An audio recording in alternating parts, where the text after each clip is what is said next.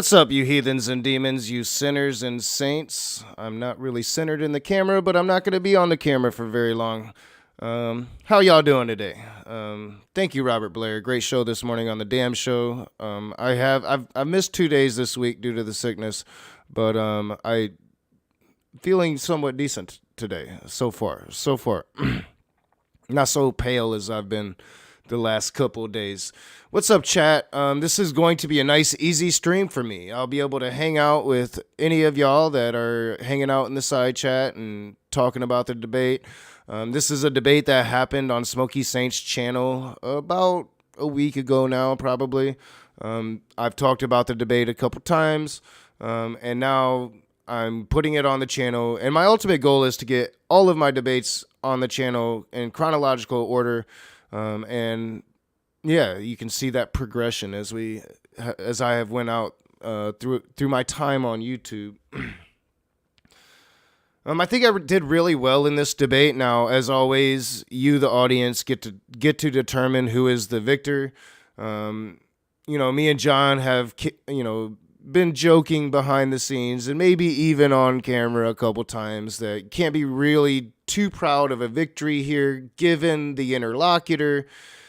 Gavin's not the brightest apple in the bunch, but I always leave it to you, so I won't proclaim this a victory until you tell me I can. I was recording the debate for this stream here today, and I realized that I've been wrong about something. Now, at some point during this debate, I am going to call Gavin Stapler Boy. And I justified that by saying that Gavin called me Ronnie through the debate. Now, rewatching the debate, I realized, no, this is like the one time Gavin and Smokey are respectful to me through the whole debate that I heard and didn't use that name. So it really was unjustified, but I don't feel too bad about it because they do get disrespectful with me all the time. So I'm not sure what my daughter just did. But, yeah, distracted me. But, it was unjustified, and I did say that in a stream that Gavin used my real name through the whole debate, and watching it back, I must have just assumed that he did because he always does. He doesn't do it during this debate. Still, he is Stapler Boy. So I'm going to present it uninterrupted. I'll probably come in, especially if there's any tips. I did miss a tip from Scott Duke for $5 in yesterday's stream.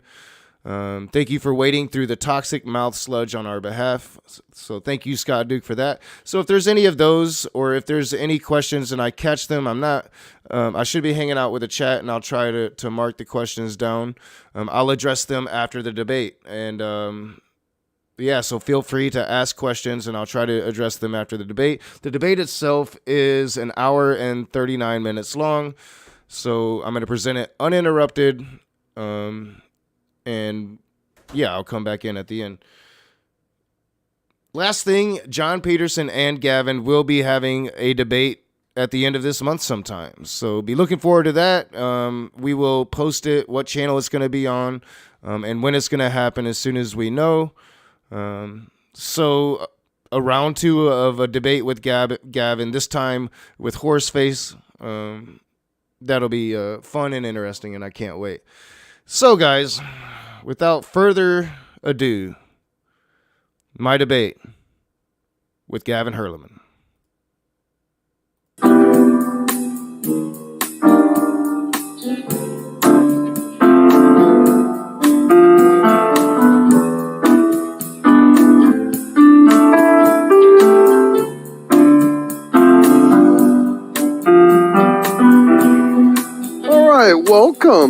Welcome everyone.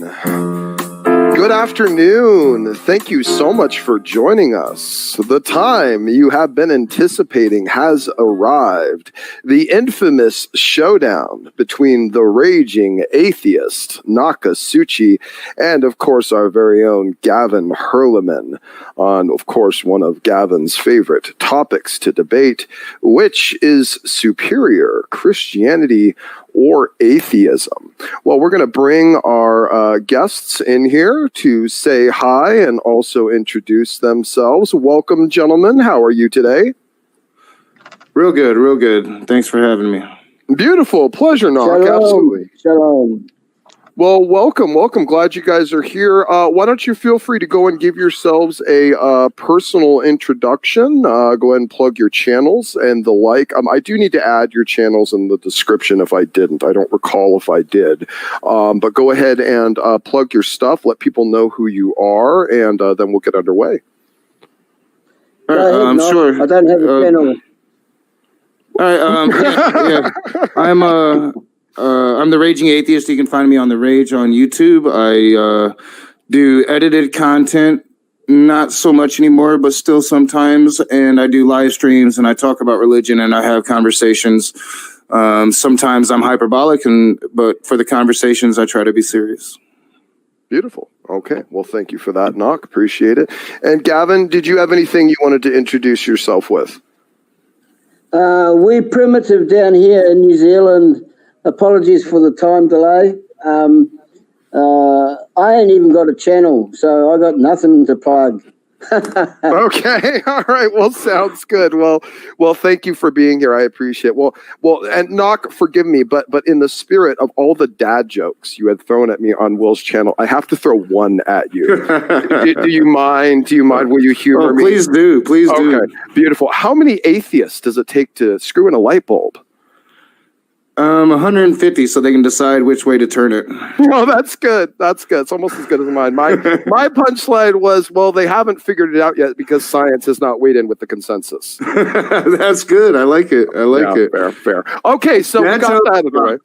Yeah, I figured I couldn't help myself. I just had to.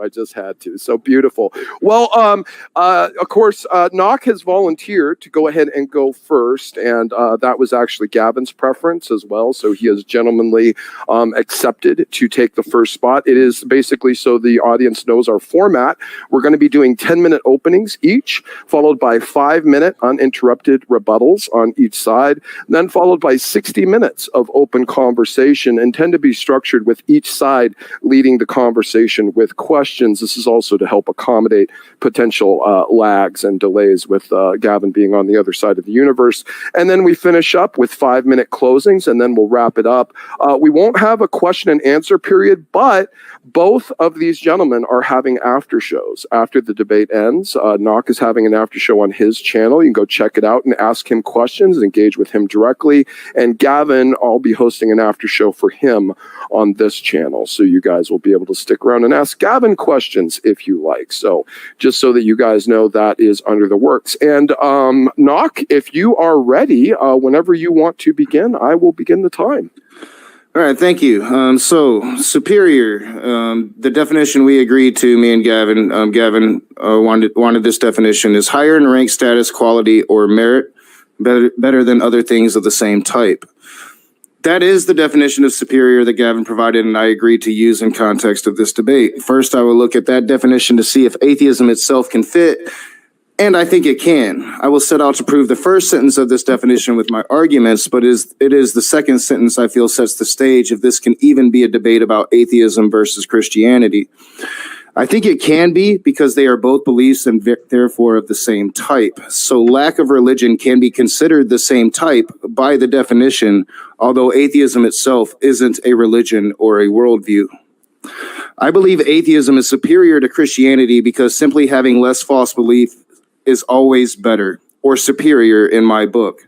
And the fact of a God has never, in the history of humankind, ever been proven to be a true belief. In fact, Christianity falls apart without very little effort or thought once it is looked at carefully. And more than that, teaching children belief without evidence is not only harmful to the child, but to society as well. While most Christians don't go around committing horrible acts, faith itself is a weapon that can be used to justify terrible acts and has been used by every religion throughout the history of the world, Christianity being no exception. And faith in the Christian God has nothing to do with being moral. We are all moral creatures, some more so than others, whether you have a God belief or not. Christians claim morality through fear of God. You are afraid of God, so you act moral so as not to be punished by God, or so you might get that eternal reward. Neither of these reasonings are very noble, in my opinion. Real quickly, I'm going to attempt to steelman the Christian definition of God. Most Christians believe in a personal God that hears and sometimes answers their prayers to it, making this God an actual agent within what we would consider reality. The God most Christians believe in is an invisible person that keeps a special relationship with a particular species of primate. But also it is an omni-God, and that carries very strict definitions. An all-powerful, all-knowing, all-compassionate God that loves us, his children, and only hopes we somehow find the path to where he has hidden himself. But yet we don't see this God acting in reality, and it is the biggest issue with the Christian worldview. Every year, 9 million children die before the age of 5. That's 24,000 children dead a day, 1,000 an hour, 17 children dead every minute before their 5th birthday. By the time I finish this paragraph of my opening statement, a few children have died, leaving their parents to grieve. And think of those parents, most of them believing in a God, if not the Christian God in particular. But many of them are Christians, praying to Yahweh or Jesus, but their prayers will not be answered. Their children died, and they are left in grief with empty words like, God works in mysterious ways. Any God that would allow millions of children to die every year, allow those faithful parents to grieve year after year, can either do nothing to save them or doesn't care to. That God is either impotent or evil. Now let's take a step even farther than that. According to the Christian worldview, most of those grieving parents will be going to hell simply for praying to the wrong God. And think about that. Through no fault of their own, they were born into the wrong culture with the wrong theology and condemned to hell in a system God himself made for them to never have a chance. There are 1 billion people in India, most of them Hindus, meaning they are polytheist. In the Christian worldview, all of these people are doomed to an eternity of burning in hell. And it was God that created that cultural isolation of the Hindus. He engineered the circumstance of their deaths in ignorance of revelation. And then God created the penalty for this ignorance, which is an eternity of conscious burning and never-ending fire. But on the other hand, a serial killer here in America, a person that has spent their life raping and murdering children, need only come to Jesus and repent those sins so after a final meal of steak and lobster, they can spend an eternity in heaven as reward. I can't help but notice the double standard Christians use to exonerate God from all its immoral wrongdoing. We are told that God is loving, just, and intrinsically good. But when the rage points out what is obvious, that God is cruel and unjust, I am told that God is mysterious. Who could possibly understand the will of God? I am told. But this is precisely what Christians use to establish the good in the first place. If something good happens to a Christian, we are told that God is good. If a tsunami kills tens of thousands of people, most of them believers in some God or another, then we are told that God works in mysterious ways. I am stating clearly that when people speak this way, they are being morally reprehensible. This kind of faith is the perfection of narcissism. To think in this way is to fail to reason honestly or to care sufficiently about the suffering of other human beings. Atheism is a superior belief that Christianity because there is no reason, evidence, or argument that there is indeed a God out there. Where you happen to be born tells us which God you will probably believe in. There are 10,000 different religions with 1,000 different gods around the world, and that is a very strong indication that we created God, not the other way around. What do we even need God for? Especially when you consider that in an absence of God, most of us nevertheless believe in God anyway. And we cannot forget it is on the one making a claim to provide evidence of that claim. So if Gavin would like to prove that Christianity is a superior belief, then he must demonstrate that his Christian God does indeed exist. Christianity is a belief that people have with no evidence, but then feel compelled to go out and take action to impose that false belief onto other people. As an atheist, I have no such compulsion. I can live a better life as an atheist, focused on me and the things I do, the actions I take. We don't need an instigator, God. We can just be good people, kind and loving, simply because that is who we are, not because we seek reward or fear the punishment. Christians believe that without God, we could have no morality, that we would just be filthy creatures, raping and murdering, orgies and masturbation 100 times a day until we leave ourselves chafe.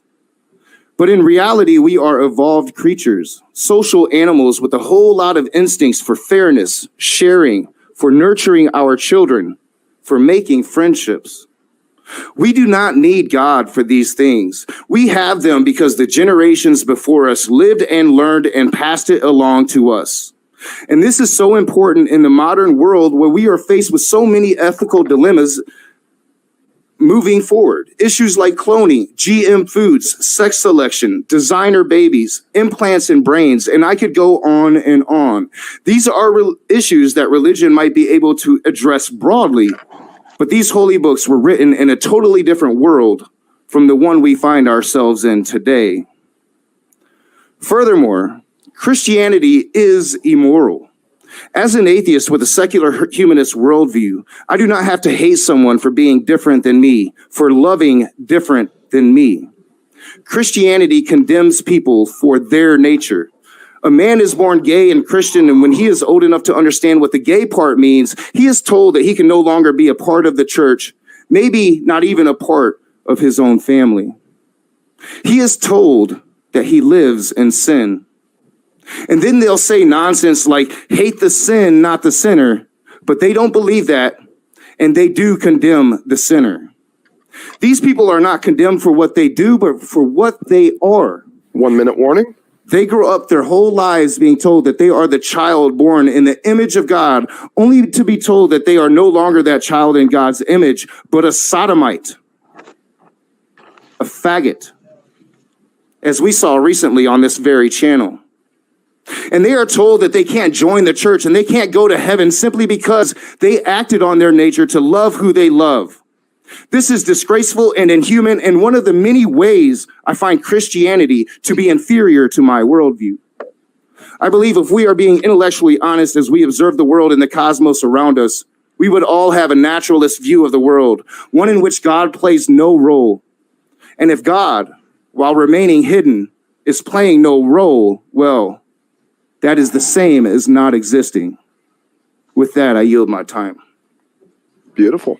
Excellent. And you yielded 5 seconds. Well done. Actually, really pretty much spot on.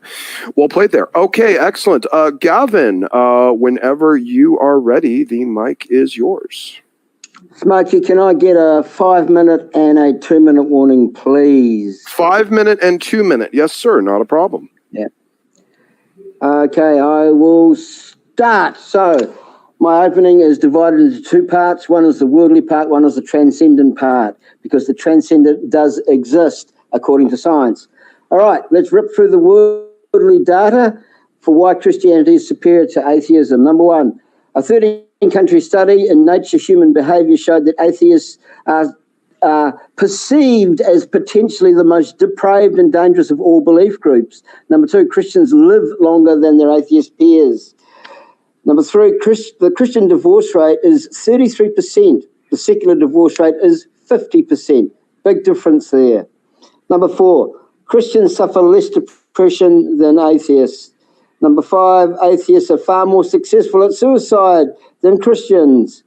Number six, atheists are more likely to commit criminal activities than Christians. Number seven, Christians achieve far higher education, tertiary achievements than their atheist peers. Number 8, Christians report, more Christians than atheists report a sense of better overall well-being than their atheist peers. Number 9, Christians are far more charitable than atheists. I didn't even need to get a study for that. 10, Christians have a higher representation in the STEM field, science, technology, engineering, and mathematics. Christian scientists are overrepresented compared to their atheist and agnostic peers in those fields.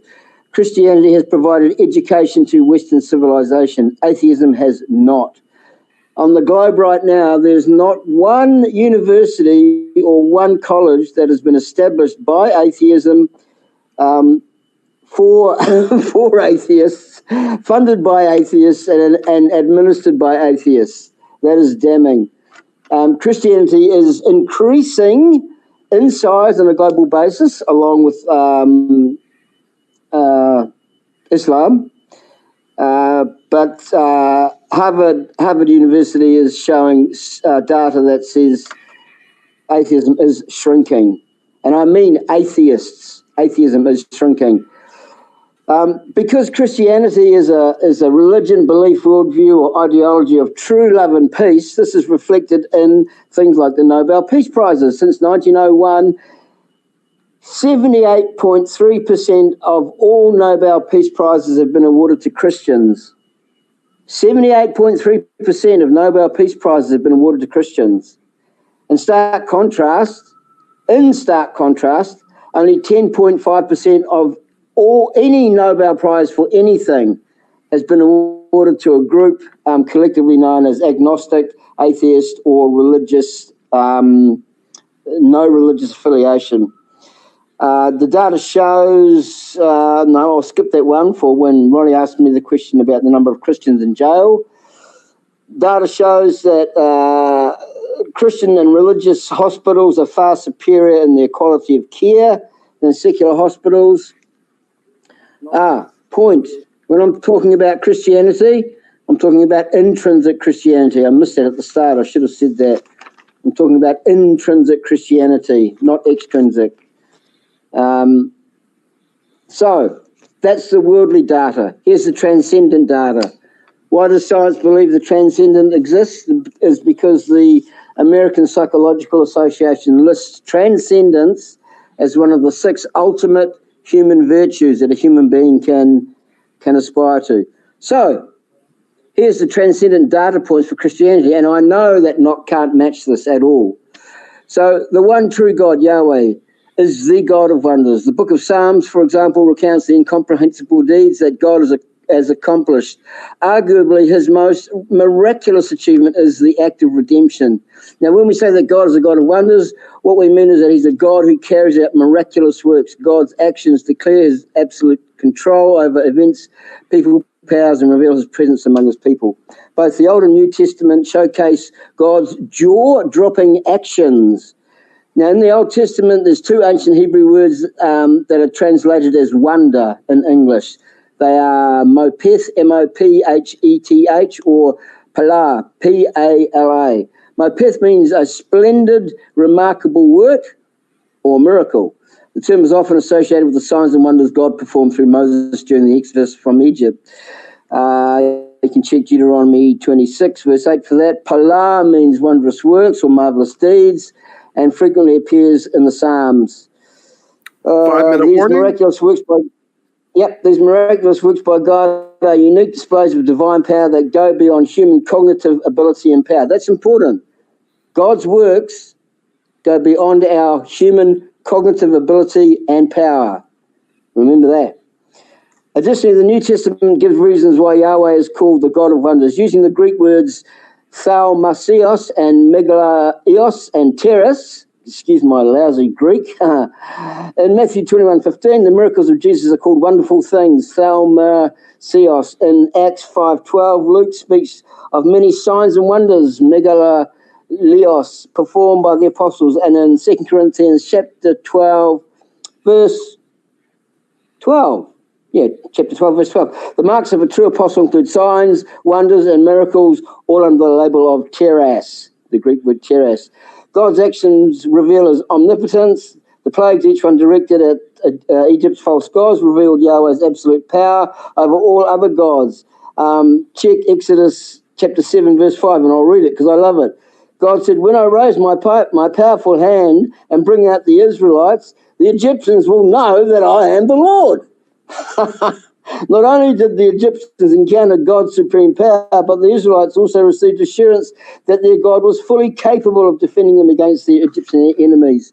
So through divine actions, we can see that God reveals his character, his purpose, and his power on earth. In response, people who actually witness his miracles, they tend to be filled with awe and wonder.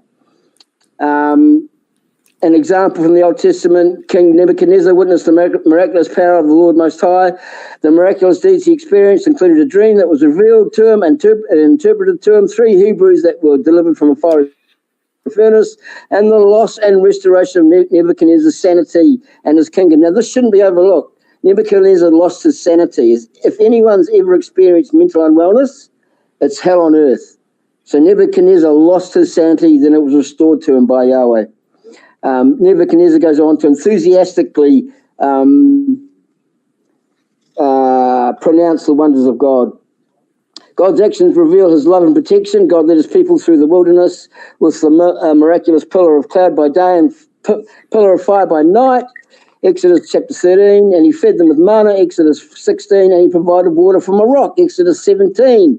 Try doing that next time you're at the beach. Through it all, God showed the people of Israel his limitless care and protection. However, he's also a God of justice, right?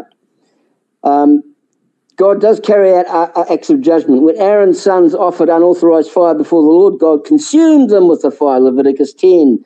When Korah, Dathan, Abiram rebelled against Moses, they were swallowed up by the earth, and their supporters were destroyed by the Lord's fire. Thanks. Through his extraordinary signs, God demonstrates his limitless power, his inescapable presence, his divine protection, his sovereign purposes. In each instance, God's works, or his actions, tend to draw people to him. I don't think there's any record of anyone being repelled by him, unless they're up to no good. But anyway, here's the last paragraph, very short. In the most stunning of all miracles, God stepped out of heaven 2,000 odd years ago on that rescue mission that everybody in the world seems to know about. He revealed himself in Jesus Christ. Our Savior overcame the power of sin and death and redeemed us. And when I say us, I mean you, Knock, you, Smokey, me, everyone watching. He redeemed us, his people, for all eternity. So unless Knock can show me some evidence, specific data that comes anywhere near close to the worldly data and transcendent data I presented, I have the stronger argument, and with that, I yield my time to my learned opponent. Beautiful. All right. Well, thank you for that. Okay, very good, Gavin. Okay, Knock, you have up to 5 minutes, uninterrupted rebuttal, and whenever you're ready. All right, yeah, that was interesting because you covered a bunch of stuff that actually you might not know that you prepared me for because I saw everything that you was going to talk about. And then you gave me a bunch of babble about transcendence. So Gavin starts out with a study that was already debunked to him by Cerberus X. It's a study that exposes prejudice of the religious against the atheist. And surprise, surprise, they hate us more than they hate anybody else. I mean, they hate us more than they hate gay people, according to this study, right? Or I use hate, distrust, right? So this study was literally a study based upon the prejudices of the religious against atheists. But to Gavin's points, because he made quite a few, and he probably figured I wouldn't be able to cover most of them, and we will in our open discussion if he's willing. And I do understand that I'll have 15 minutes to kind of guide the conversation where I want to, so that is awesome. You made the point that Christianity is a religion of peace and love that is certifiably false and easily to show. You say that Christianity is growing and atheism is shrinking. You are wrong. Christians live longer than atheists. You are right, but there is context. I would love to talk about that. Christians have a lower divorce rate than atheists do. Yes, let's have that conversation because I don't know what sources you are looking at, but they're not what I'm looking at. Atheists have higher occurrences of depression than Christians. Yeah, we're going to have a talk about that as well because there is some nuance to that conversation. Atheists are more successful at committing suicide than Christians. I really enjoy your usage of the words there. The atheists are more successful at committing suicide. You know, like we do it better. You know, so we're gonna have to have a conversation about that, Gavin, because it's just really a ludicrous claim. Christians have higher educational achievements than atheists. This just isn't true. Atheists are more likely to commit criminal activity than Christians are. Really? Really, Gavin? So, I mean, my rebuttal is just simply that everything you just said was complete nonsense. And that's not including the rabble that you put forth about transcendence that was incohesive and no one could understand what you were saying. And with that, I'll yield the rest of my time to his rebuttal and we can get to the open conversation. Okay, beautiful. We'll stop it there. That was about 3 minutes. Gavin, go ahead. Try to keep it around the same mark, around that 3 minute mark, and we'll move into open conversation. Knock, you're going to get the first chance to do cross-examination, so it'll be up to your question. So, Gavin, go ahead. Sure. Smokey, can you tell me, has Knock provided any citations? I have not. Well, has he personally sent me any? No, he has not. Okay, that's not good, Knock, because all we're going to get today from you is well, hold on. This is my time. This is my time. I know, but you're making accusations. Your citations were posted recently. I looked for them as soon as an hour and a half ago. Yeah, that was recent. That's true. That was recent. That's a fact. I had no time to look at them, Gavin. So even playing ground, my friend. Yeah, go ahead, Gavin. No. Whenever you're ready, we can start your time. You have Sure. up to try to wrap it up around 3 minutes. Knock took about 3 minutes, so try to take about 3 minutes. It's uninterrupted rebuttal for you. Well, and he could take his full 5 minutes, Smokey. I conceded my last 2 minutes. Okay, that's fine. Then you can take up to your 5, Gavin, if you want to. Whenever you're ready, I'll start it for you. Okay. No citations provided by Knock means that all we're going to get is his opinion, which is pretty worthless, really. I've gone to great trouble to provide 33 citations that can be fact-checked. This is a debate, Knock. This is not just two guys talking worldviews at the bar. This is quite serious, particularly from my point of view. So no citations. Yeah, your argument is weak. Very, very, very weak. So you said something about the 13-country study showed that atheists viewed as the most distrusted of all belief groups on the planet. That is true. They're even seen as the most distrusted and depraved belief group on the planet by their fellow atheists. How's that? Man, you must have a worldview that really sucks if your own team is calling you out. Now, you talked about, you did mention a man is born gay. I heard you mention, you said the phrase, Christians condemn homosexuality when a man is born gay. 99.99% of all human babies are born either male or female. There is no gay gene that has been scientifically proven. So nobody's born gay. You also mentioned God has never been proven with evidence. I think I might have got that wrong. It was something about indoctrinating small kids with sort of make-believe stories. That's nonsense that God hasn't been proven with evidence. Here's the problem. Here's the problem with your worldview or your ideology, Knock. The SEP, Stanford Encyclopedia of Philosophy definition of atheism is that atheism should be construed as a proposition that God does not exist or no gods exist. That's the Stanford Encyclopedia of Philosophy definition of atheism. Therefore, your belief is totally false because you can never prove that God does not exist.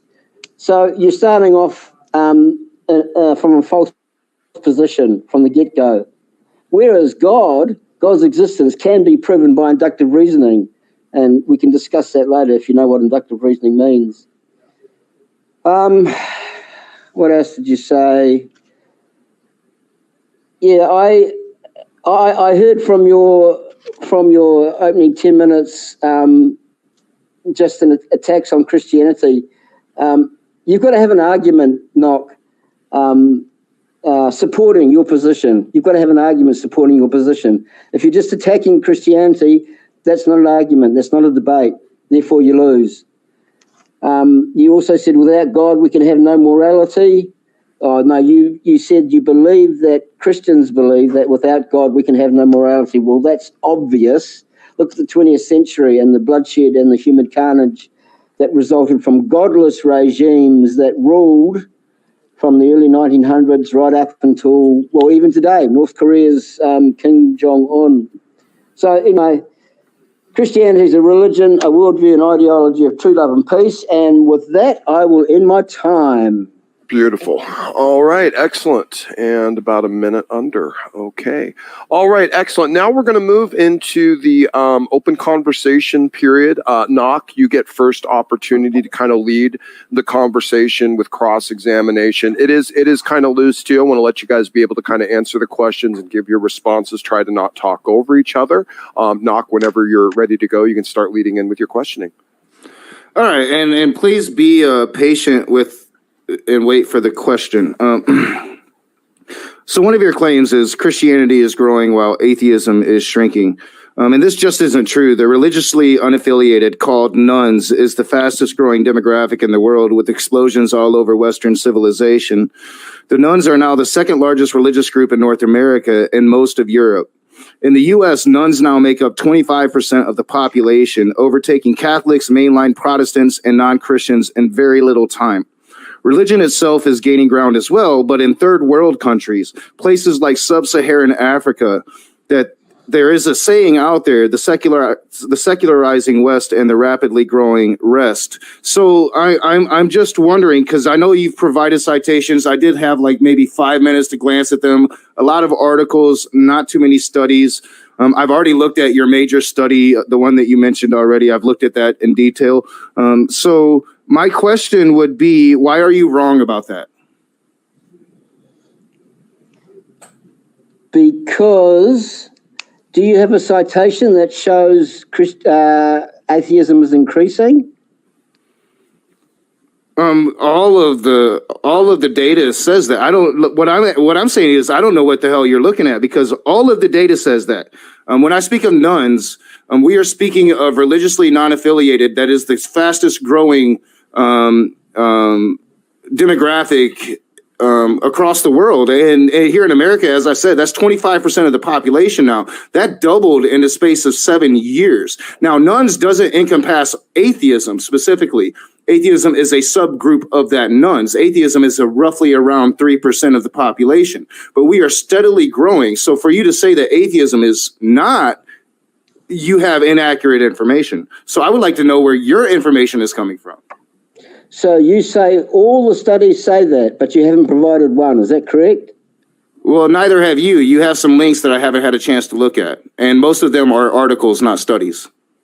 I have provided, and a lot of it comes from Conservapedia, because I did actually look at a lot of those sources. Whoa. We're going to have to establish from the start. We are both. I will be supplying studies. I will be supplying studies from Christian evangelical groups, but I'm talking about this specifically because you're just wrong about this. Yeah, we need a bit of moderation here, Smokey. Well, yeah. I mean, for the sake of it, we're kind of probably at a deadlock with that. Gavin says to have information. Knock, you're saying you have different information, or you're referencing different information. I don't want to get deadlocked on this. We have a link of 30 links down here. I would like to know what he is looking at and where he's getting his data from. Gavin, do you know which one of those references you're referring to? Yep. I've got the list here. Because then maybe what we can do if we want to actually unpack this specific thing, let's get your. I mean, it's not really important. We can let the audience decide. I don't want to get deadlocked on it, but I mean, if you want to unpack it, we can unpack it. We can unpack it. We can do both. I'm more than willing to. Gavin, his information is wrong. Gavin, are you able to pull it up relatively quickly, or? Oh, I can't pull it up on my phone, but I've got it here on the list. It's Harvard research says U.S. Christianity not shrinking, growing stronger. That's one link. The other link is atheism is declining, says report, what Christians should do. And the other one is Gordon Conwell, Center for Global Christianity Resources, status of global Christianity. So there's 3 links. Okay. And Knock, go ahead and respond to that if you want.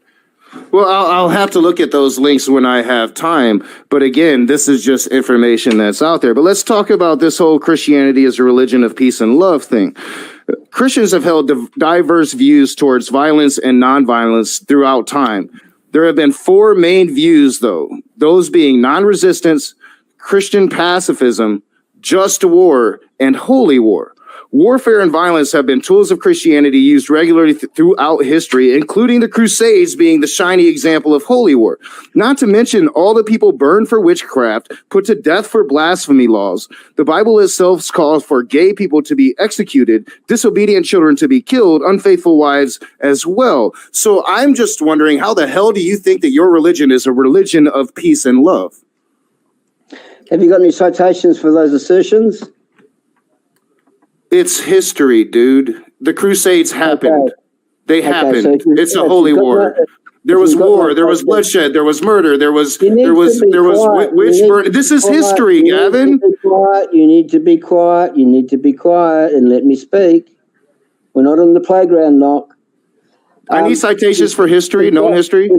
You've got no citations, so therefore it's just your secular opinion, right?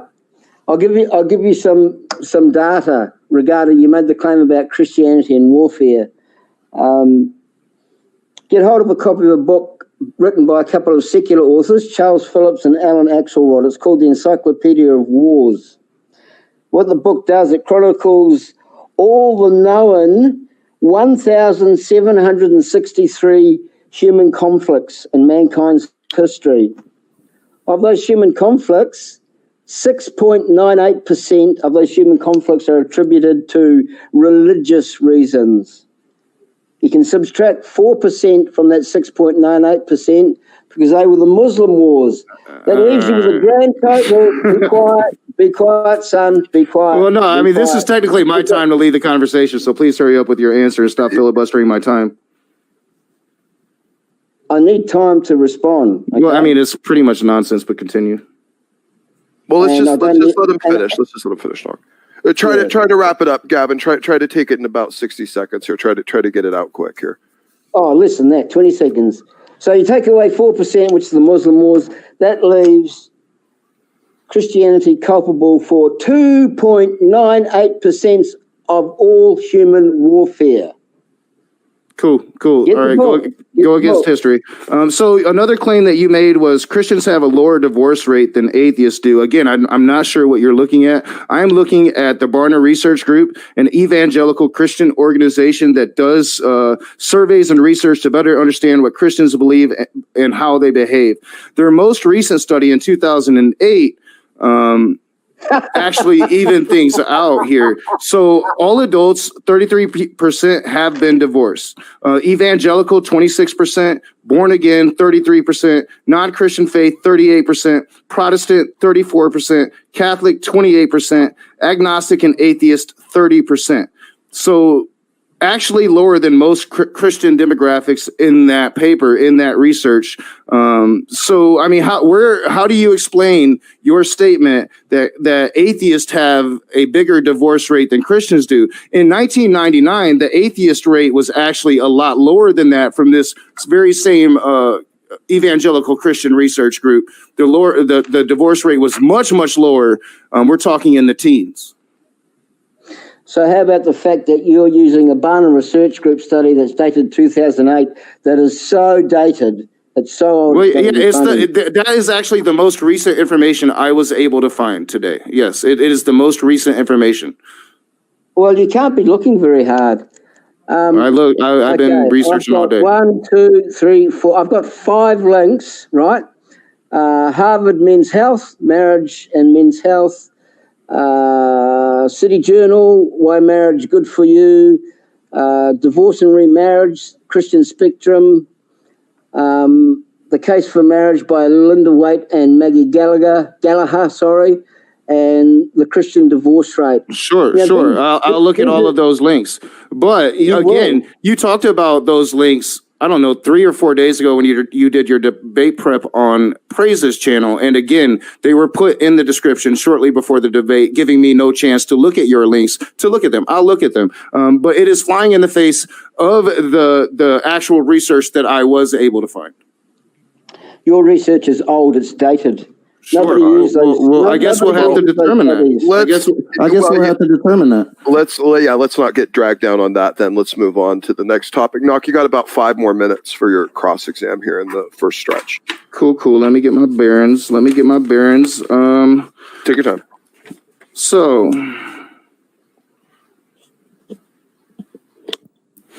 one of your claims was atheists are more likely to commit criminal activity than Christians.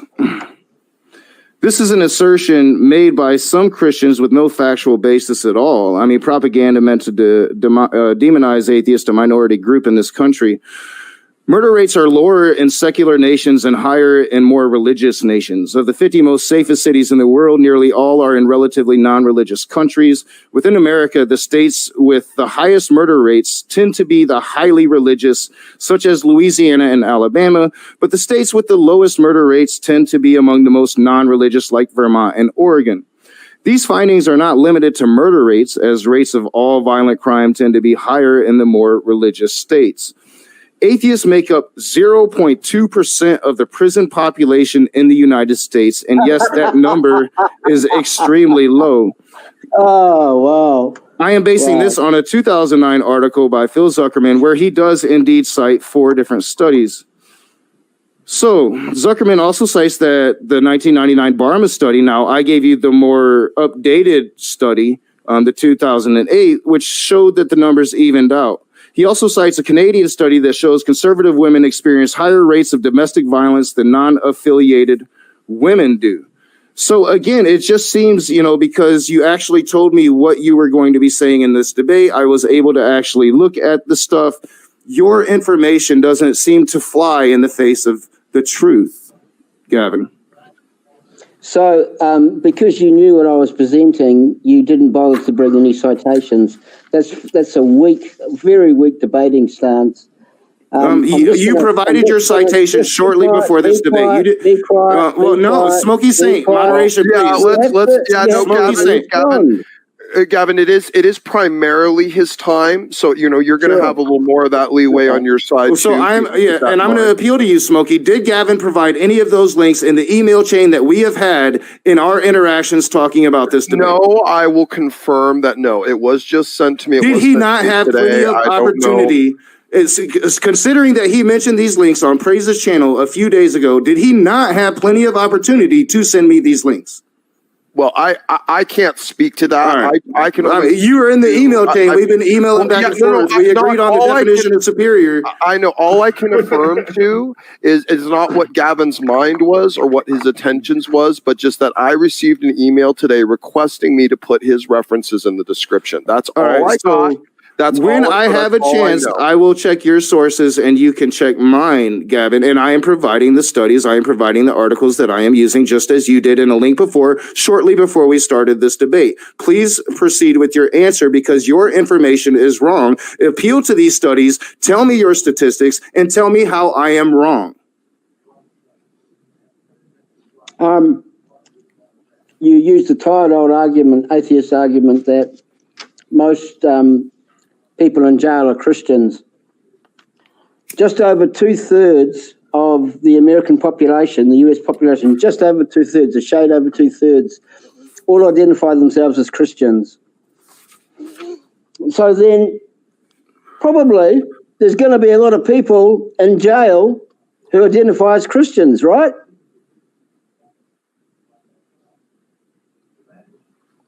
Oh, is that a question for me? Sure. Yeah, I mean, yeah, most people in prisons identify as either Christian, Islamic, or mainly Christian and Islamic from my experience. But yes, but what I'm saying is, if you're 0.2% of the prison population and yet you're 3% of the overall population, that is a very low representation in the prison systems of the United States. It's a very valid point, Gavin.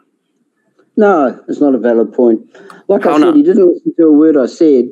2/3 of the American population identify themselves, just a shade over 2/3, identify themselves as Christians. So obviously, people when they go to jail are highly likely to be identifying themselves as Christians. Would that not be true? Say what? 2/3 of the American population today identify themselves as Christians. So if somebody goes to jail... In America, I don't think it's 2/3. I think it's slightly lower than that now. We're talking, like, as I said earlier, 25% of the American population say none. So no, and then you have to take in non-Christians. I'd have to look at the data, but I would say 2/3 is a high number.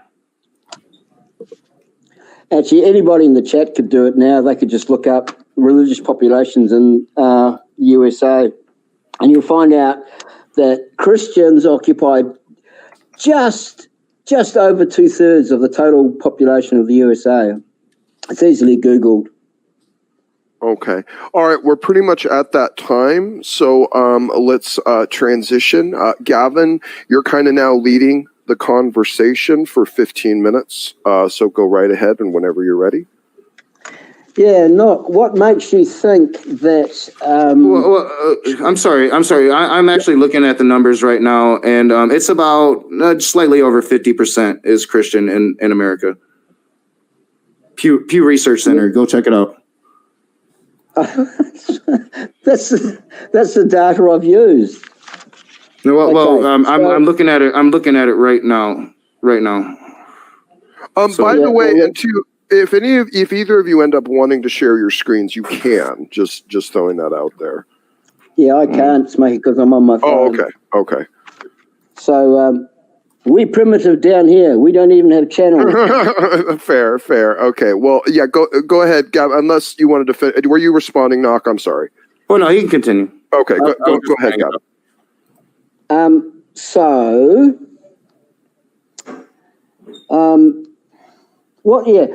What makes you think that transcendence doesn't exist?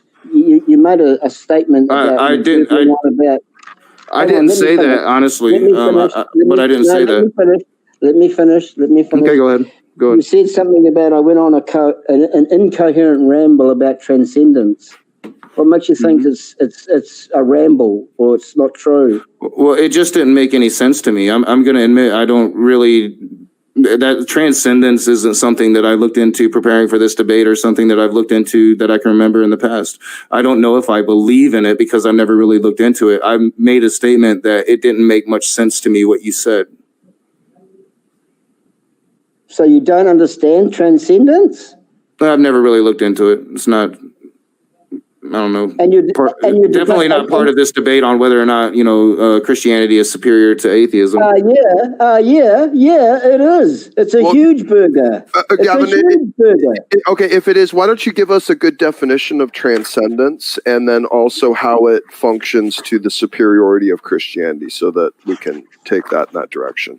Okay, so just to drive home the importance of transcendence, the American Psychological Association recognizes transcendence as one of the 6 ultimate human virtues that a human being can possess. Now, Yeah, I heard that part. This is not, be quiet. This is a secular organization, right? It's not a religious organization. These are people who are far more cleverer and intelligent than me and you, Knock. Now, what they list as the 6 ultimate human virtues that a person can possess are wisdom, courage, humanity, justice, temperance, and transcendence. Isn't that amazing? Doesn't that sound very biblical from a secular organization?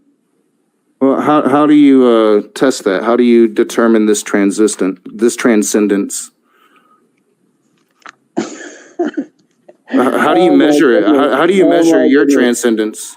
Okay, well... How do you measure Christianity's transcendence? Okay, stop committing the fallacy of shotgunning and dumping, all right? That's I'm just asking. What are you even talking about? I'm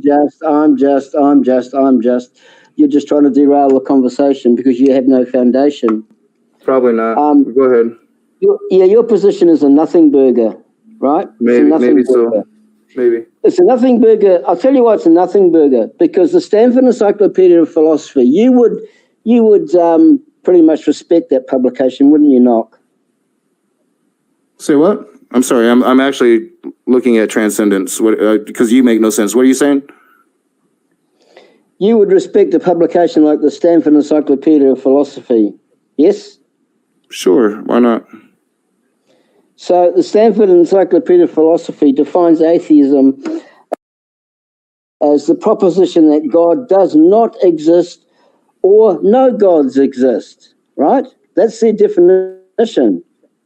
However, that is a belief that is impossible to prove, because to prove it, you'd have to comb every square centimetre of the entire universe, inside and outside of space and time, to look for God, which is an impossibility. You understand what I'm saying?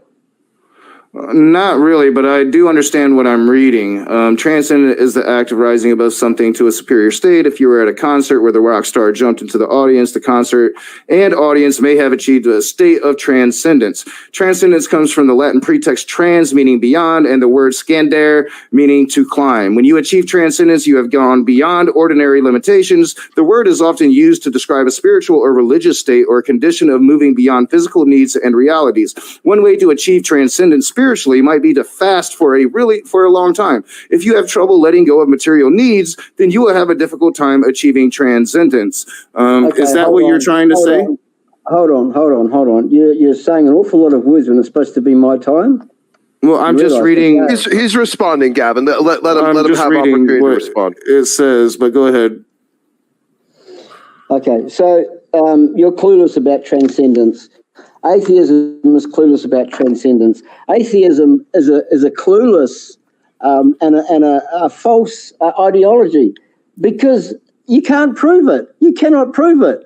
However, God and the resurrection can be proven using inductive reasoning. Everybody knows that. Every philosopher, every scientist knows that. So you're aware of inductive reasoning, not? What is your citation for that? Which link? What, inductive reasoning? Yeah, for what you just said, the statement you just made, which link was the citation for that one? I'm writing them down so I can study afterwards. I'm going to probably have a lot of fun with that. Well, you might have a lot of fun with it by yourself, but this is the debate, and you've come so unprepared. This is going to be a nothing burger. Actually, I've been very prepared, because you went into this conversation about transcendence, which I just read the actual terminology for you, and you don't seem to understand it. Well, and you haven't addressed any of my arguments about how your statistics are wrong, or given me any statistics of your own. You just cite citations you posted right before the debate. Let's try to zero in on one of these topics here. Let's either, Gavin, it's going to be up to you. Do you want to push the transcendence topic a little bit more, or do you want to go back to the chain originally? You were kind of leading on after we went past transcendence, and I apologize. I didn't know where you were going exactly. No, that's okay. I'd like to focus on the nothing burger that's atheism, actually. Is that okay? Yeah, no, you still have almost 8 minutes for your cross-examination, so you can lead. Go ahead. All right. Okay. Atheism is a nothing burger. It's a nothing burger. The Stanford Encyclopedia of Philosophy, well-respected journal, describes atheism. Where did I have it? Just had it a minute ago. Oh, atheism should be construed as the proposition that God does not exist or no gods exist. However, that is an unprovable ideology or worldview, right? That's 100% correct. You cannot prove. God belief is an unprovable worldview.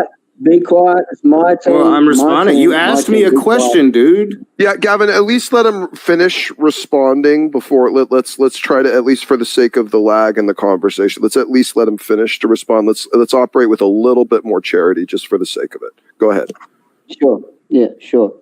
So this is why atheism is false. It's just a false pretext. It's a nothing burger. It can't be proven. It's impossible to prove.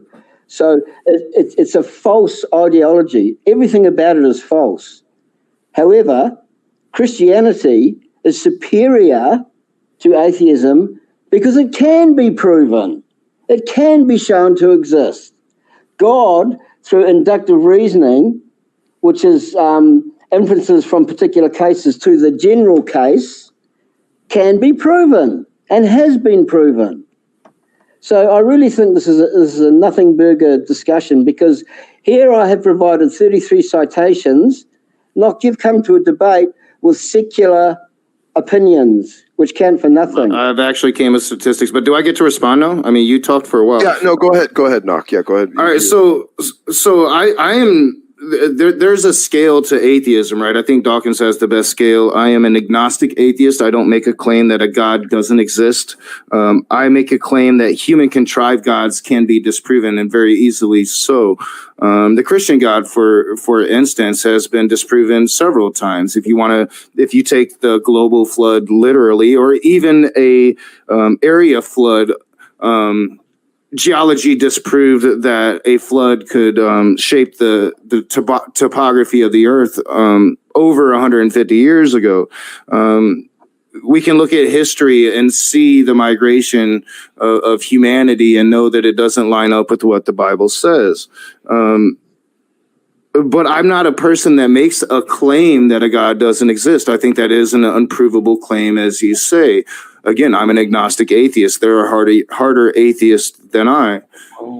But theists are the ones actually making a claim here. Theists are claiming that a God does exist. And if you are making a claim, the burden of proof falls on you, my friend. Aha! But the debate topic is which is superior. The debate topic, Knock, is not does God exist? Right?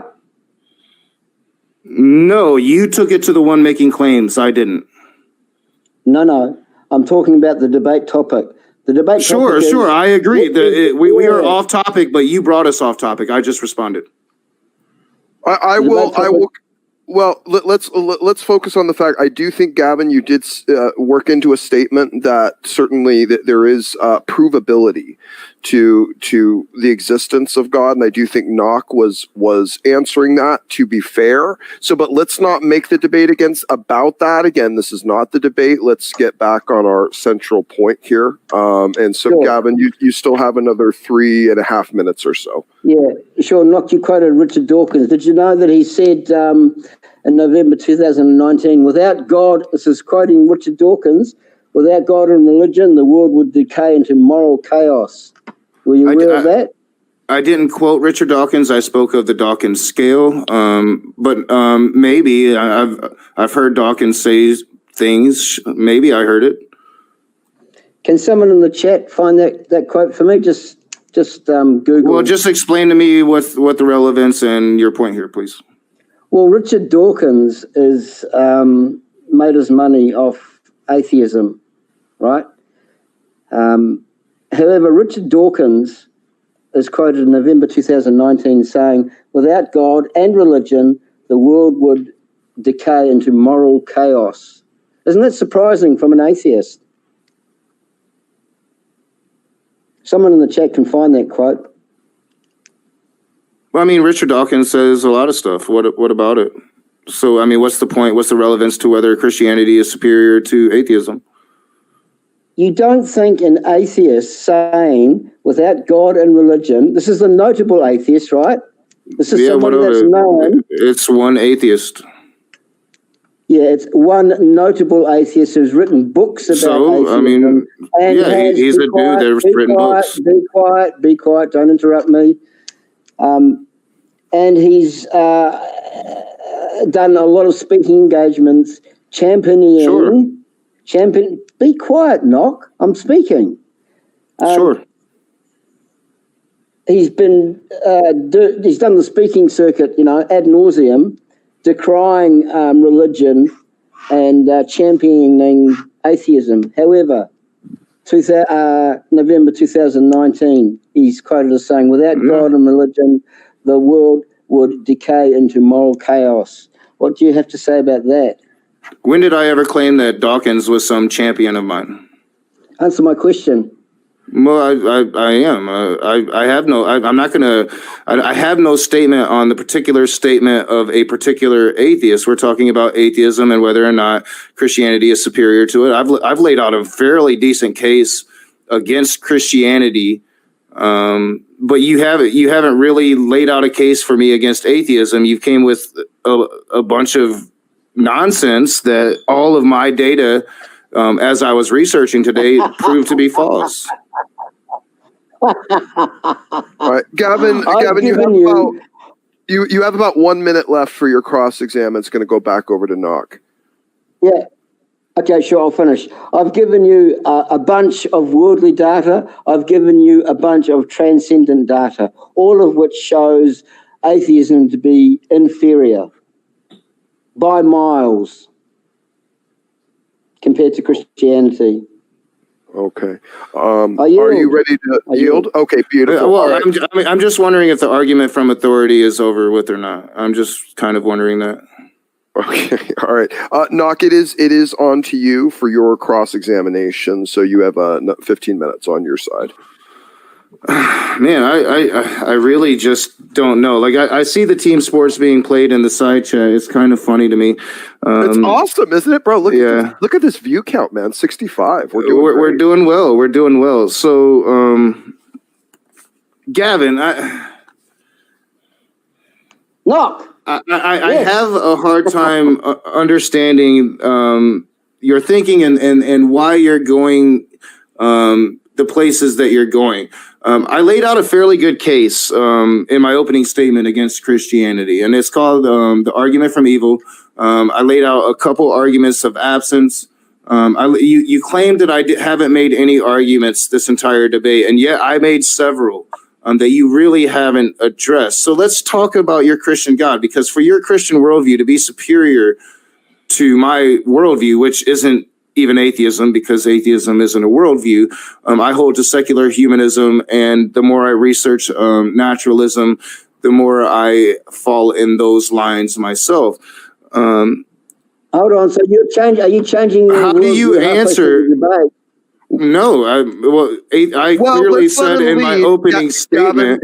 Gavin, let's let Knock lead. And by the way, I think that's fine. Knock, if you want to take it into the area of like, does God exist, or are you taking it more God if he exists? No, I want Gavin. I want Gavin to argue against my arguments in the opening. Okay. Statement. Okay. Well, I argued from evil and I argued from absence. Okay, go ahead. So I would like Gavin to address those arguments. If you can remember them. Sure, go ahead. Go ahead. Yeah. Well, Knock, maybe kind of refresh for him and us. Kind of at least give us kind of a leading to where you're going. All right. So my argument from evil was fairly simple. I pulled up a number that anybody can pull up. Let me get to it. Every year, 9 million children die before the age of 5. That's 24,000 children a day, 1,000 an hour, 17 children dead every minute before their 5th birthday. By the time I finish this paragraph, blah, blah, blah. Think of the parents.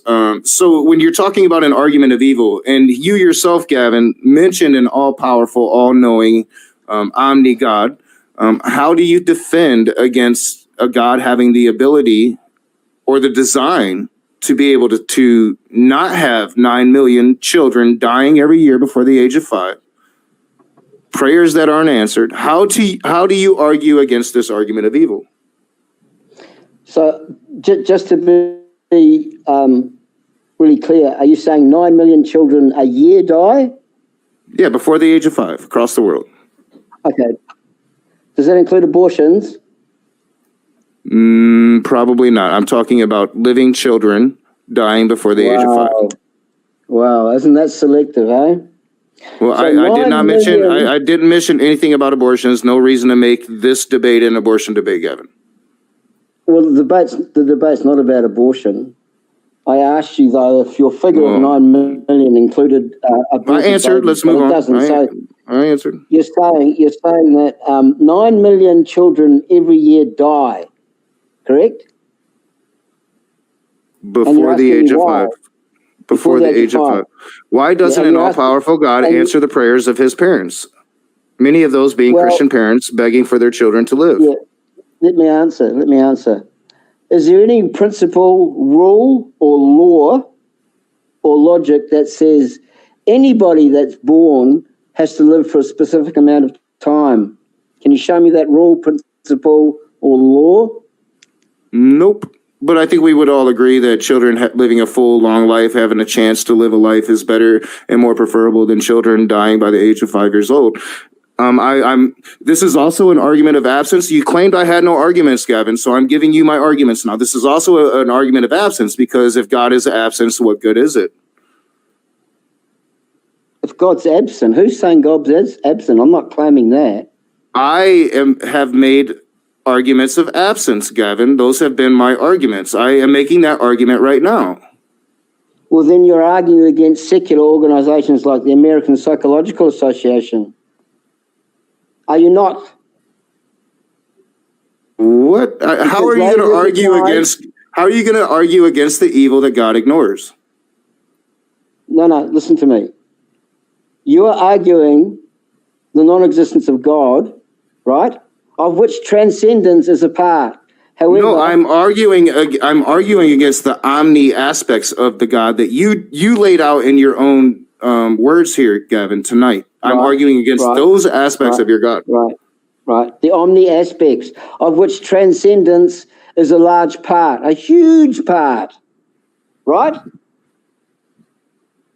If you say so. If I could I do say so, because it's true. You've got a nothing burger position.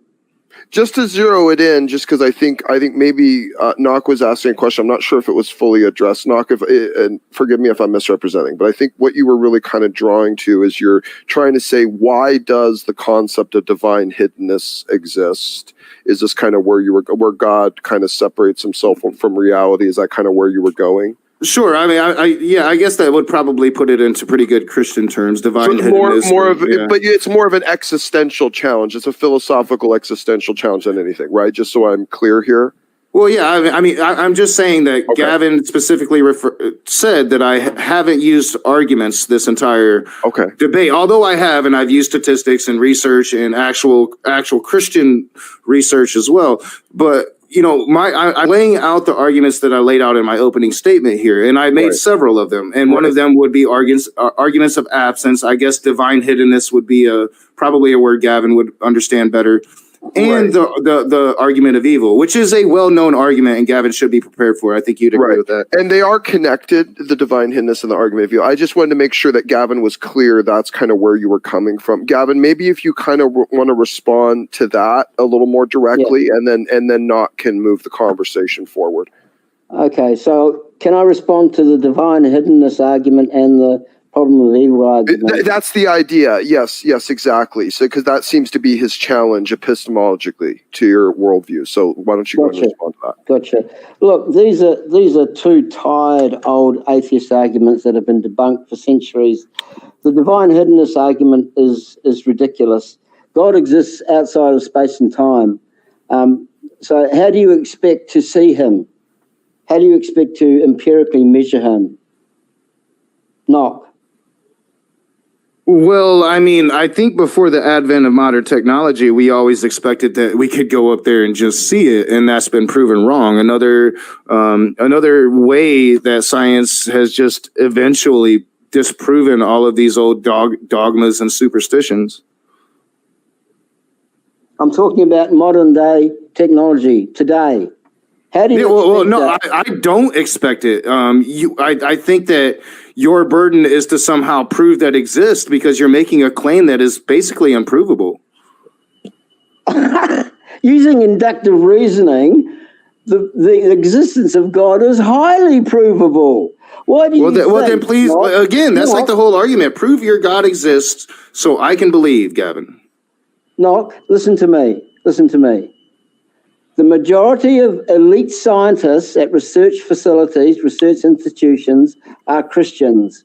The atheists and agnostics are in the minority. Sure. Again, that's not proving your God exists, and is definitely not answering the problem of evil or the problem of absence. Well, you're just galloping now, and you're also committing, again, the fallacy of dumping. I'm actually trying to help you get back on track, Gavin. I really am here. I really am.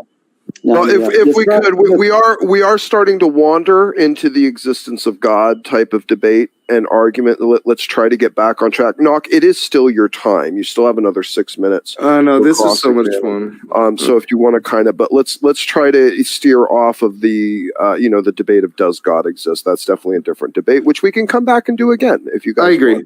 I agree. Let's get back on point. Go ahead.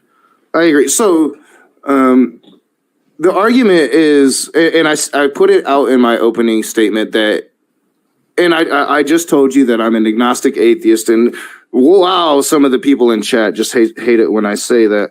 But I merely say that because I grant the premise of a God. As you say, I cannot prove that a God does not exist. I cannot do that. I can look at science, I can look at history, and I can make a determination, which I have done, and that has made me an atheist. When I am asked the question about if I believe in any of the human contrived gods, I can sincerely answer that question. No, that makes me an atheist on this worldly term. But I'm not going to sit here and say, hey, I can prove that God doesn't exist. Maybe God was there at the beginning and caused the Big Bang to happen, right? I don't know. I wasn't there. That's always been my position. I've been very consistent with that. Every conversation I've had with Matt Powell, I mean, if me and Smokey ever got into that, I'm sure that it's recognizable to Smokey. So my thing is this. I posed arguments, and I posed very specifically in my opening statement that, giving my naturalist worldview, that if God is there but is not acting, if God is not an agent in reality, but hidden, well, then that is essentially the same as not existing within itself. That is one of my arguments of absence. So I'm trying to help you out here. Did you say you grant the premise of a God, or did you misspeak? I grant the premise that a God could exist. Could. I do not grant the premise that a God does exist. Okay. Could exist. That's fine. That's fine. Thanks for that. Well, can I move on to the problem of evil? Because the problem of divine hiddenness. Sure. If you don't want to address absence, move on to evil, please. Yeah, please. Yeah, stop. You got to stop. You got to stop playing these atheist games. And it is kind of Knock's chance to lead, Gavin. So if you want to go back to that, probably do that in your time. Let's let Knock kind of lead that conversation point. Knock, I'm sorry. So why don't you repeat your challenge there? I'm sorry. Go ahead. Well, I mean, we can't. So my argument of absence is basically, if God is not acting with his infinite power, with his all power, with his all knowledge, with his presence. And I understand usually when I have this conversation with a Christian, the argument against it is free will. And then I will usually offer, the biblical flood. I will offer things like God intervening with Abraham. I would offer things like Jesus himself offering a new covenant as all interventions against free will. That's how this conversation would usually go. I'm simply saying this: if God is not acting outside of giving personal experience to a very select number of people on this world, And then you have all of these other systems. I spoke of India. I spoke of people born in countries to where they're just not born into a system that makes it feasibly possible that they would indeed be Christian and die ignorant of revelation, that they would burn in hell. So if the absence of a God is if he's not acting on his power, if he's absent, how is that different than being non-existent at all? The debate topic is not whether God exists or not. No, it's attack against your Christian worldview on whether or not it's superior to mine, Gavin. It's an argument that you claimed I didn't use. So argue against it, please. The debate is that, well, we're not going to go down the foxhole of whether God exists or not, because I know you're trying to steer it down that hole, but we're not going there. Because that's I'm literally trying to get you to answer to the argument of absence, Gavin. That's literally what I'm trying to do right now. The topic is, what is superior, Christianity or atheism? That's the argument.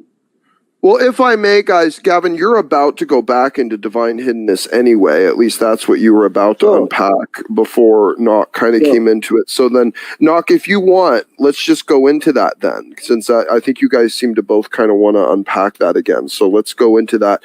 Gavin, haven't we been trying? Yeah, I know. And I apologize, but it also seems like you guys were diverging, and then it's whether or not God exists. So let's just unpack this. Let's try to get into it. Well, he keeps saying that I'm trying to go there, and I'm not. He's trying to say I'm literally just trying to get him to argue against absence. I didn't mention that. He did. Well, divine hiddenness, right? Like the idea of why is God not stopping evil? Yes. Okay. Well, this is kind of a challenge to the existence of God type of argument, and that's why I think we keep going in that realm as opposed to the general atheistic. Well, sure, and I do admit to that. Like, I am attacking the very foundations of the worldview that Gavin is making the claim that is superior to my lack of belief in a God. That's fine. Well, I'll tell you what. Well, then we can do it one of two ways here. We can have the rest of the debate kind of revolve around that. We'll let Gavin kind of lead the conversation. Well, I'm fairly certain my time is about up anyway. About 20 seconds. Yeah. So I mean, what I'll say is, let's do this then. Let's not have any more of this talk of this isn't what the debate is about. Let's pose our challenges. Let's answer our challenges. Gavin, the floor is yours, and you seem to want to keep it on topic, so I'm going to rely upon you to do so. But if you pose things off topic, Knock gets to respond, okay? Sure. Intrinsic Christianity is by miles far superior to the nothing burger of atheism, particularly in light of the Stanford Encyclopedia definition of atheism, which states that atheism is a belief that God does not exist or that no gods exist. That is an impossible position to prove. So it's a false position. It's a nothing burger. Whereas the existence of God can be proven by the method of induction. Okay?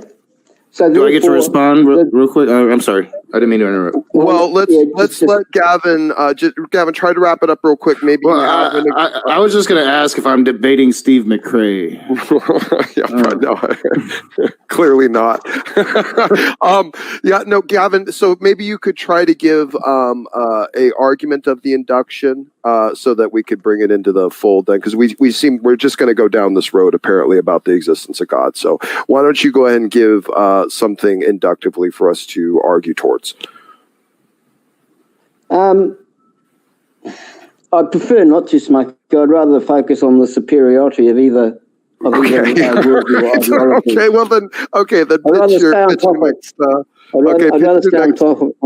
pitch your next part of the topic. Then go ahead.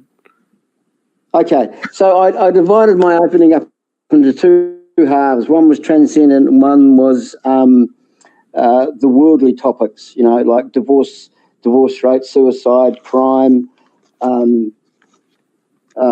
Christian representation in the STEM fields, all those sort of things. Intrinsic Christianity comes out ahead of atheism by miles. That's why I've supplied all the data.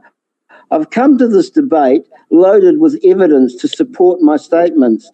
You've brought nothing to the debate but your secular opinion, which counts for nothing. Is that clear? Or is that fair? Again, your citations mean very little when you post them right before the debate and you don't supply them to your interlocutor to examine. I have provided statistics that go in the face of what you say. I am fairly confident anybody watching this debate and looks up those statistics will find my information way before they find yours, because I'm quite sure you have to go all the way to Conservapedia for that crap.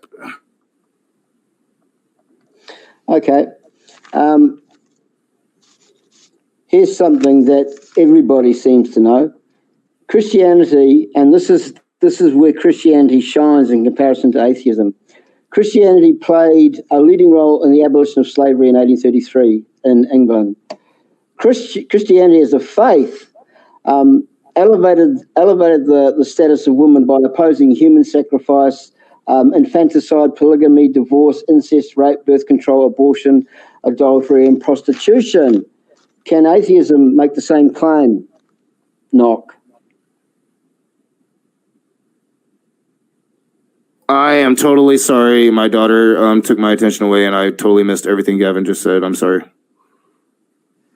Go ahead and read it for him, She was trying to go to bed, and she has an ear infection, and she has to take medicine at a specific time. And I was telling her, "You can't go to bed yet." Sorry, so I totally missed that. I'm sorry. You're good, man. No, do you have to see to that real quick? Or? Oh no, she understands. Okay. I think that she can't go to bed. Okay, all right, you're good. Okay, all right. So Gavin, can you repeat that for him, please? Okay, just to illustrate that intrinsic Christianity is a... Yeah, sure. Just to illustrate that intrinsic Christianity is a worldview, an ideology of true peace and love. Christianity played a leading role in the abolition of slavery in England in 1833. Christianity as a faith or a worldview condemns human sacrifice, and it deliberately elevated the status of women by condemning infanticide, polygamy, divorce, incest, rape, birth control, abortion, adultery, and prostitution. Can atheism equal that? All right, so wow, you just laid out a lot there.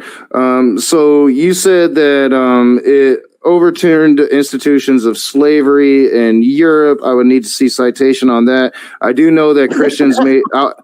I do know. Or can I finish?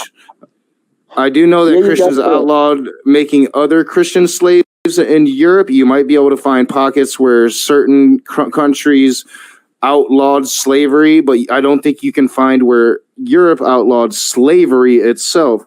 Condemns until much later. Condemns human sacrifice.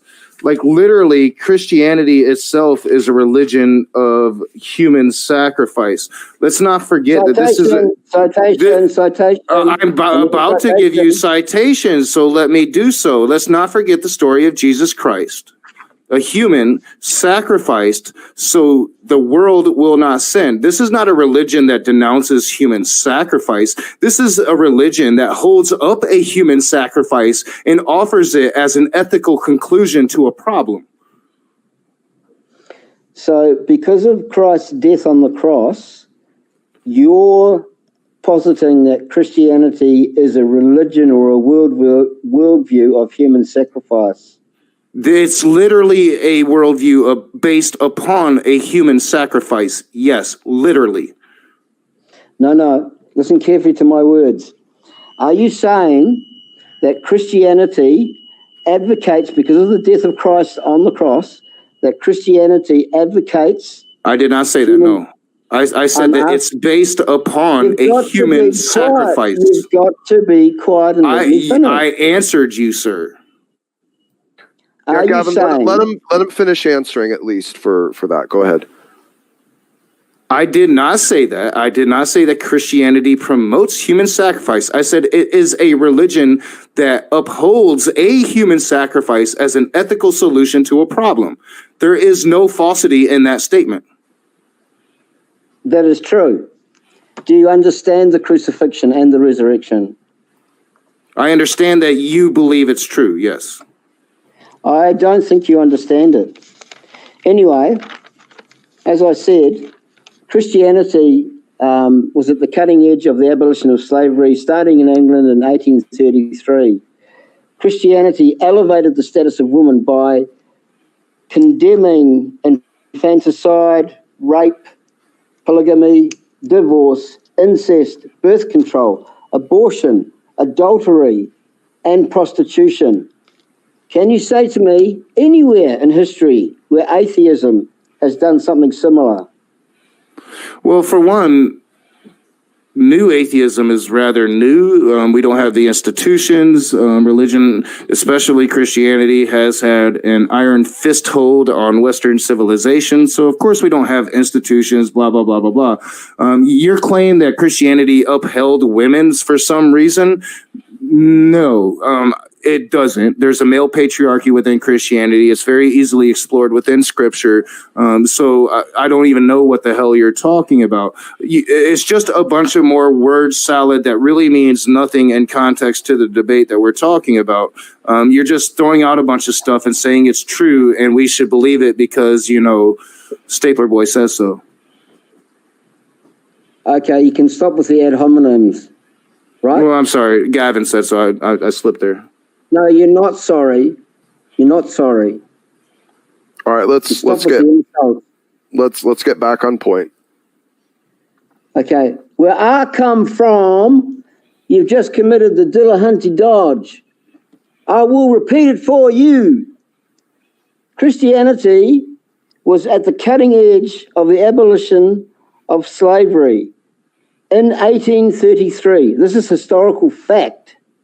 Christianity elevated the status of women by condemning infanticide, polygamy, divorce, incest, rape, birth control, abortion, adultery, and prostitution. You literally just said all of this shit. Tell me, be quiet, and mind your mouth as well.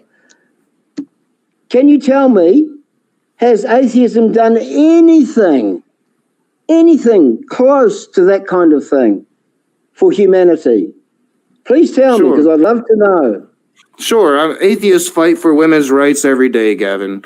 Atheists fight for women's reproduction rights. Atheism fights for equality. Sure, some atheists fight against it. Again, atheism is no worldview. Atheism has no structure. Atheism is not some monolithic thing as religion is.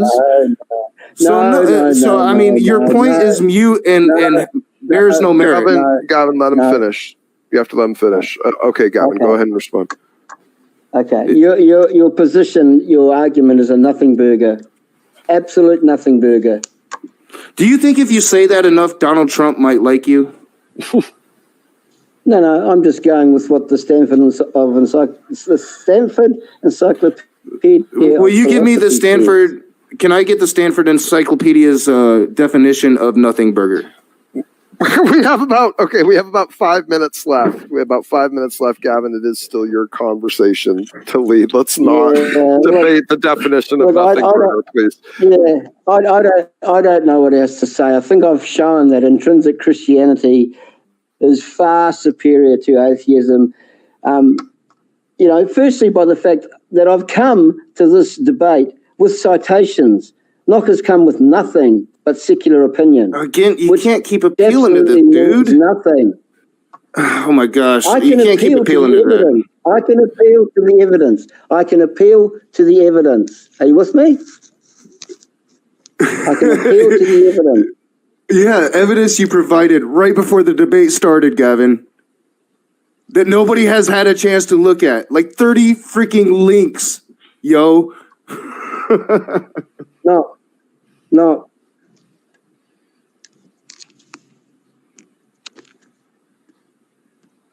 Did Gavin? I'm waiting. Did he freeze? I think he might have frozen. Oh, all right. I'm like, what just happened? All right. I think he froze. Sometimes that happens. I'm going to pause it. I think probably what we'll do at this point is probably move into our closing remarks once he comes back. We figure out what just happened. I am totally good with that, and I am totally happy with this debate tonight. So. Okay, cool. You kind of decided, Knock, on deciding to open. I figure it's fair to give you a chance to decide if you want to go first or last for closing. When Gavin comes back, he wanted me to go first, but I really wanted to go first as well. Since I took that, I'll let him decide which of us goes first with the closing. Okay. Gavin, we're going to go ahead and move into the closing statements. So, do you want to go first or last? Knock is willing to give you choice. You're muted. You're muted, Gavin.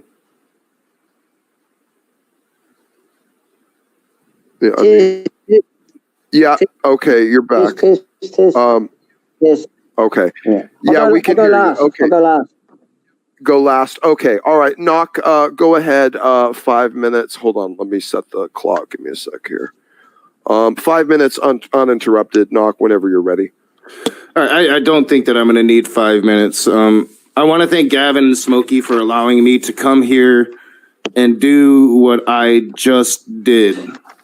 In conclusion, I would just like to say that this debate isn't about what is superior. It is about bigotry. It is about demonizing the atheists for not believing in the false beliefs they would insist we believe. Gavin's hatred of me is unfounded, and yet it is there, and has been since the first moment we spoke. He came with talking points and misinformed data, and a whole lot of links nobody had a chance to look at. But data I was easily able to analyze, as he should have done a better job doing so. Atheism isn't a worldview. In fact, Gavin is an atheist as well, in a very general sense and very general kind of way. When asked about the existence of any other God but his own, he will have the same answer as I do. It is that one sacrifice, God, that we can't agree on here. Excuse me. I'm trying to pause. All right. So if your Christian God is moral and just any kind, and I don't even understand what I typed here. If your Christian God is moral and just and kind and good, and he wants to guide up a better morality. Man, I was about to give you credit for not reading off a script, man. I'm sorry, go ahead. Was I reading that well? I thought it would be fairly I apparent. actually thought, like, wow, man, his mind's really well. I didn't write my rebuttal today, but no, I wrote my closing and my opening. Go ahead. If your Christian God is moral and just and kind and good, and he wants to guide up to a better morality with his book, then why give us a book that condones and justifies slavery, or putting a child to the sword, or committing genocide, or killing the entire world because he has grown weary of the wickedness of humans? Why give us a book that tells us to kill people for imaginary crimes like witchcraft? A book that offers total detachment of the well-being of others, that easily rationalizes the slaughter of children. This is the horror of Christianity, of religion itself, as it allows for perfectly decent and sane people to believe by the billions what only lunatics could believe on their own. Christianity is a cult of human sacrifice. It is not a religion that condemns human sacrifice. It is a religion that celebrates a single human sacrifice as though it were effective. For God so loved the world that he gave us his only son. No, I am much better for not believing in Christianity. I am much better now that I have shed that mantle and walked through this world on my own merit. Thanks for having me on, Smokey, and thanks for being an extremely fair moderator. You did an exemplary job. Thank you. And I can see the rest of my time. Appreciate that. Thank you, Knock. Absolutely. Yeah, and you did a great job performing in the debate very professionally. Thank you for that. Appreciate it. You guys made it easy on me. Thank you to both of you for that. Gavin, go right ahead, sir. Last word. Take your final 5 minutes. 5 minutes. Okay. Man, what a nothing burger debate. This debate was not about God's existence, and yet Knock tried to steer it down that hole. This debate is not about God's morality, and yet not tried to steer it down that hole. The debate was, which is superior, Christianity or atheism? This debate is living proof that atheism is a nothing burger. It's an absolute nothing burger.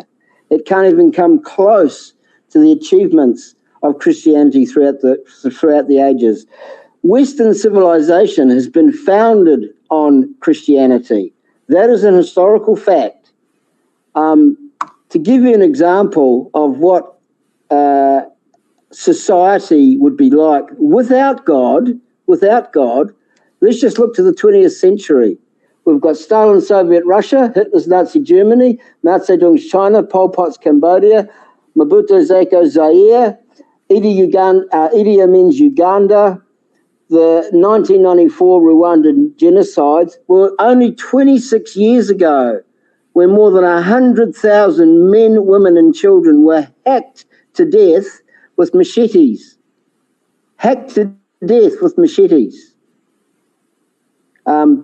Today we've got North Korea's Kim Jong-un, this kind of thing. If Nock thinks that Christianity is so toxic and so bad, perhaps he should go to North Korea for a year and live there and send us a postcard of how wonderful it is living under that sort of godless regime. I gave Nock plenty of data. I came to the debate with citations, with evidence. Nock bought nothing, because atheism has nothing. I asked the question, Christianity played a leading role in the abolition of slavery in 1833. Christianity deliberately elevated the woman, the status of woman by condemning infanticide, rape, prostitution, abortion, birth control, divorce, polygamy, incest. Please not tell me anything that atheism has done that compares to that. And all you heard was crickets. We debunk Christianity. This is my time, son. My time. Sorry. All you heard was crickets and nothing burger stuff. Christianity has always been superior to atheism. It is always superior to atheism, and it will always be superior to atheism. As the stats show, the statistics show, Christianity is flourishing and growing. Atheism is shrinking on a global basis. And I guess I will end my time there. Thank you very much. Well, you both gave a pretty equal closing in time as well. Well, that was perfect. While you guys were speaking, by the way, I did add the links to both of the after shows in the description below. All right. So that was my debate with Gavin Hurlliman. I think it was a strong debate. I always leave it to you guys, the audience, to decide. I know what Smokey thinks in that circle of Christians. They think that Gavin did well. I don't see how they think that. I think they might be feeding Gavin a bunch of shit because I don't see how. And there were some weak moments. There were a couple moments in there that I felt like I could have been better. Again, I wasn't really going to go back into the non-existence of God thing. I was going to attack more of his statistics because I had arguments against every statistic he brought to that debate. But I really couldn't help myself because I really love to attack the existence of God. And I've never really encountered a Christian before that couldn't argue, at least present some arguments against the problem of evil or arguments of absence, divine hiddenness. So that was kind of unexpected, and I loved every minute of it. I hope you guys enjoyed the debate. It was a shit show without being a shit show. I think I somehow turned it into a shit show by being as respectful as I could. Again, there was one time where he did, in fact, use the name Ronnie, but I had justified using that Stapler Boy comment because I thought he used it through the whole debate. I was wrong about that, but still, he is a disrespectful little twat, so I don't feel too bad about taking that one dig, although it wasn't a fine moment. And I also do agree with the chat that, that whole argument of, well, you're basically an atheist too, is a really, really weak argument that I stopped using a long time ago. But I was trying to trigger Gavin again because it's pretty easy to do. And it's easy to do with all of them Christians. I really hope you guys enjoyed it. I will probably, I'm actually feeling somewhat decent and energized today. And, that's kind of like a thing with COVID, I guess. And it doesn't mean anything. I'm only day 5 into it. But I definitely feel better. I don't feel, I still definitely feel sick. But I definitely feel better. I haven't taken a nap yet. I don't feel like I need to take a nap yet. But I might take a nap and do something tonight because I really want to talk about what happened with my governor, the coup, and Trump's response. So maybe a political stream tonight if I'm feeling up to it. Thank you guys for being here. I got a couple new patrons, so I'll be redoing my Patreon screen today. Thank you, patrons. Thank you, guys. I hope you enjoyed the debate. Let me know what you think about the debate in the description below. Did I win? Did I win? In the comment section below, especially you watching on the playback. Be the conversation. As long as you love me. As long as you love me. I got my eyes on you, no doubt. Make a bump, get the bar down. I got my eyes on you, no doubt. Make a bump, get open spin in my head. It don't even matter what you think you said. 'Cause I got my eyes on you, watch out. Make a wrong move and you lose, no doubt.